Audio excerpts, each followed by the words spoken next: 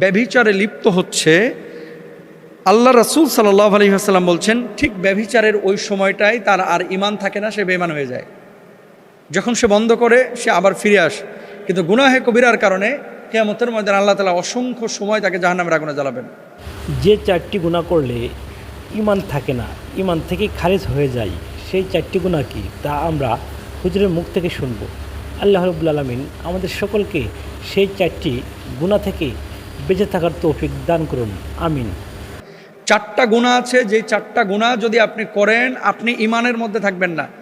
এই গুনাহ যখন মানুষ করে তার ঈমান থাকে না, সে ঈমান থেকে খারিজ হয়ে যায়। চারটা গুনাহ আমি যখন আলোচনাগুলো করি, আমি আমার মতো আলোচনা করছি, আপনারা আপনার মতো শুনতেছেন, কিন্তু এগুলো কলিজা কাঁপানো হাদিস।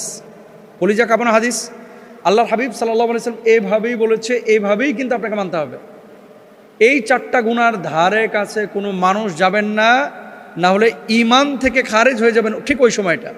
এক নাম্বার, আবু হুরায়রা রাদিয়াল্লাহু তাআলা আনহু থেকে বর্ণিত হাদিসটি হলো, রাসূল আকরাম সাল্লাল্লাহু আলাইহি ওয়াসাল্লাম বলেছেন, কোনো ব্যভিচারী যখন ব্যভিচার করছে, অর্থাৎ এই যে শারীরিক মেলামেশা যখন করছে অবৈধভাবে, তার স্ত্রীর সাথে না, তার প্রেমিকার সাথে, তার গার্লফ্রেন্ডের সাথে, সে হোটেলে গিয়ে, সে বারে গিয়ে, এই যে যখন কোনো ব্যভিচারী ব্যভিচারে লিপ্ত হচ্ছে, আল্লাহ রাসূল সাল্লাল্লাহু আলাইহি ওয়াসাল্লাম বলছেন ঠিক ব্যভিচারের ওই সময়টাই তার আর ঈমান থাকে না, সে বেঈমান হয়ে যায়।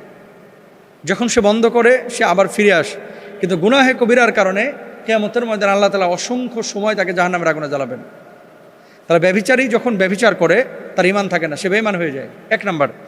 দুই নাম্বার, কোনো মদ পানকারী যখন শরাব পান করে, সেটা শরাব হতে পারে, সেটা ইয়াবা হতে পারে, সেটা অন্যান্য নেশা জাতীয় জিনিস হতে পারে, যখন কেউ এই নেশা জাতীয় জিনিসের সাথে সম্পৃক্ত থাকে তখন তার ঈমান থাকে না। কোনো চোর যখন চুরি করে তার ঈমান থাকে না। তিন নাম্বার, কোনো চোর যখন চুরি করে তার ঈমান থাকে না। চার নাম্বার, কোনো ছিনতাইকারী এমনভাবে ছিনতাই করে যে মানুষ তা দেখার জন্য তাদের চোখ সেদিকে উত্তোলিত করে, মানে ছিনতাইকারী ছিনতাই করে যে মানুষ তা দেখার জন্য তাদের চোখ সেদিকে উত্তোলিত করে, তখন সে মুমিন থাকে না। তাহলে ছিনতাই যে করে তখন ঈমান থাকে না। ওই ছিনতাইকারীর কার্যক্রম যখন শুরু করে ঈমান থাকে না। চুরি যখন করে ঈমান থাকে না। তারপরে শরাব যখন পান করে ঈমান থাকে না। আরেকটা হচ্ছে জেনা যখন করে ঈমান থাকে না। এখন ধরেন চাঁদাবাজ যখন চাঁদাবাজি করে তার কি ঈমান থাকে? ডাকাতি করা, ছিনতাই করা, চাঁদাবাজি করা সমান অপরাধ, কিন্তু সমান অপরাধ। কেন সমান অপরাধ? এটা জোরপূর্বক মানুষের হক নিয়ে আসা। আপনি কোনো কাজ করলেন না, কিন্তু জোরপূর্বকভাবে। জানেন, কালকে রাত্রে আমাকে ত্রিশাল থেকে একজন ফোন করেছে যে হুজুর আমি ডিসেবল, আমি প্রতিবন্ধী, আমার একটা দোকান ছিল, সেই দোকানের জন্য 1.5 লক্ষ টাকা আমার কাছে চাঁদা চাওয়া হয়েছে। পরে আমি ডিসেবল প্রতিবন্ধী হওয়ার পরে আমি ওই দোকান ছেড়ে দিয়েছি, আমি কোথায় টাকা পাবো? যাই হোক, দোকান তারা নিয়ে চলে গেছে। যে কথাটা বলতে যাচ্ছি যে এগুলোর ব্যাপারে ভয়ানক হাদিস আছে, কিন্তু আমাদের ভাইয়েরা বোনেরা এগুলোর ব্যাপারে বোঝে না। সুতরাং এই চারটা পাপের ধারে কাছে যায়েন না, হক নিয়ে নাড়াচাড়া করেন না, নিজের দুনিয়া আখিরাত সবই শেষ করে ফেলবেন। আল্লাহ বুঝদান করুক। মোহতারামা, আমার বাচ্চা রাত্রেবেলায় প্রচণ্ড রকমের কান্নাকাটি করে। কি কারণে কাঁদতেছে আমি বুঝতে পারতেছি না। এমত অবস্থায় এই বাচ্চার কান্না থামানোর জন্য কি করতে পারি মা হিসেবে? বাচ্চারা রাত্রিবেলায় মূলত 3টা কারণে কাঁদে। এটা হাদিস থেকেই বোঝা যায়। আল্লাহ রাসূল সাল্লাল্লাহু আলাইহি ওয়াসাল্লামের কিছু হাদিস রয়েছে, এটা আমি বলতেছি একটু পরেই।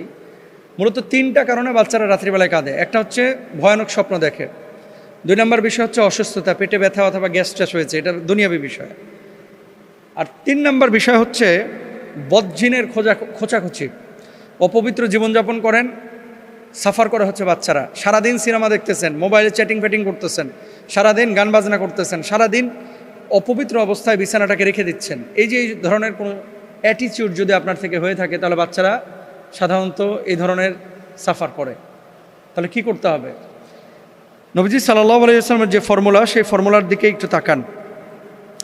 প্রথমত দেখেন যে বাচ্চার পেট টেট ফুলে গেছে কিনা, বা শারীরিক কোনো অসুস্থতা আছে কিনা, এটা ডাক্তারের সাথে পরামর্শ করবেন। পেট ফুলে একেবারে ফুটবল হয়ে রয়েছে আর আপনি হুজুরের কাছে খালি পানি পড়া চাইতেছেন, তো আগে তো গ্যাসটা আপনাকে বাইর করতে হবে। পানি পড়া এই জন্য চাইতে পারেন যে মোহতারাম, কোরআন যেহেতু শিফা, একটু ঝাড়ফুঁক করে দেন, আমি পানিটা খাওয়াই, রাইট? আচ্ছা, সেটার জন্য আপনি পানি পড়া নিতে পারেন, কিন্তু পেটের গ্যাস বাইর করার জন্য আপনার তো ওষুধ খাওয়াইতে হবে, এটা তো দরকার। পিঠে ফোড়া উঠেছে, আপনি টেরি পাইলেন না, কাঁদতেছে। তো দুনিয়াবী যে অসুখগুলো আছে এগুলো ডাক্তারদের শরণাপন্ন হবেন। 2 নম্বর, অদৃশ্যগত দিক বিবেচনা করা যেতে পারে যদি কোনো ক্লু না খুঁজে পাওয়া যায়, যেমন জিন ও শয়তানি কুপ্রভাব। জাবির রাদিয়াল্লাহু তাআলা আনহু থেকে বর্ণিত, রাসূল আকরাম সাল্লাল্লাহু আলাইহি ওয়াসাল্লাম বলেন, যখন রাতের আধার নেমে আসবে, অথবা বলেছেন যখন সন্ধ্যা হয়ে যাবে, তখন তোমাদের শিশুদেরকে ঘরে আটকায় রাখো।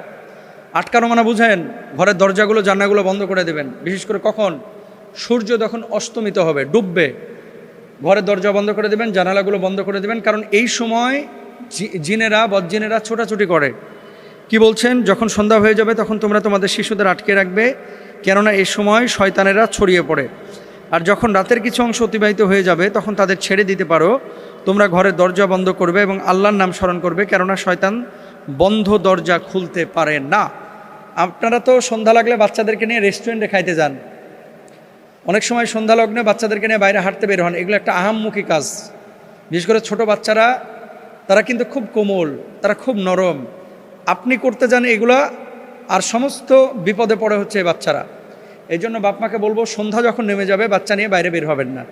একান্তই যদি বের হতেই হয় তাহলে রাত যখন গভীর হবে, ধরেন 8টা বেজে যাচ্ছে, 9টা বেজে যাচ্ছে, তখন আপনি বাচ্চাকে ঝাড়ফুঁক করে আয়াতুল কুরসি পড়ে তার বুকে ফুটো দিয়ে তারপরে বাইরে বাইর হন। এটা করবেন। হুজুররা আবার এগুলো কী কয়, যখন ঠেলায় পড়ে, যখন বিপদে পড়ে, তখন আবার হুজুরদের কাছে দৌড়ে আসে।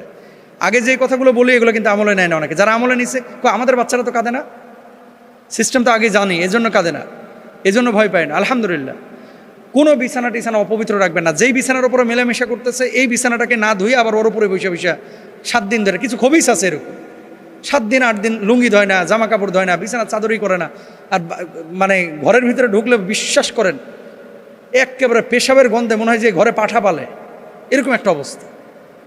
এরকম নোংরা যদি পরিবেশ থাকে ওই ঘরে জিনের আসর হবে, কারণ জিন, বদজিনেরা অপবিত্র জায়গা পছন্দ করে। কথা বুঝতে পেরেছেন? এগুলো নিয়ে কষ্ট নেবেন না আপনারা, এগুলো বুঝেন। আচ্ছা, এরপরে আসেন, রাসূল আকরাম সাল্লাল্লাহু আলাইহি ওয়াসাল্লাম বলেছেন, এমন কোনো নবজাতক নেই যাকে শয়তান খোঁচা দেয় না। যাকে শয়তান খোঁচায় সে চিৎকার করে কান্না শুরু করে। এটা আল্লাহ রাসূল সাল্লাল্লাহু আলাইহি ওয়াসাল্লাম নিজেও বলেছেন।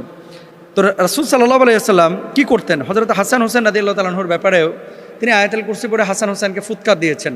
একটা দোয়া খুব বেশি নবীজি পড়তেন এবং হাসান হোসেনকে এই দোয়াটা পড়ে ফু দিতেন, আউযু বিকালিমাতিল্লাহি তাম্মাতি মিন কুল্লি শাইতানিন মুহাম্মাতিন ওয়া মিন কুল্লি আইনিন লাম্মাতিন। এই দোয়াটা আপনারা বেশি বেশি পড়ে, মানে নবীজি যেহেতু হাসান হোসেনকে ফুৎকার করেছে, আপনারাও আপনাদের বাচ্চাদেরকে ফুৎকার করবেন ইনশাআল্লাহ, দেখবেন কেটে গেছে। আল্লাহ বুঝদান করুক। সম্মানিত ভিউয়ার্স, ভিডিও সম্পর্কে আপনারা মতামত কমেন্টসে লিখবেন।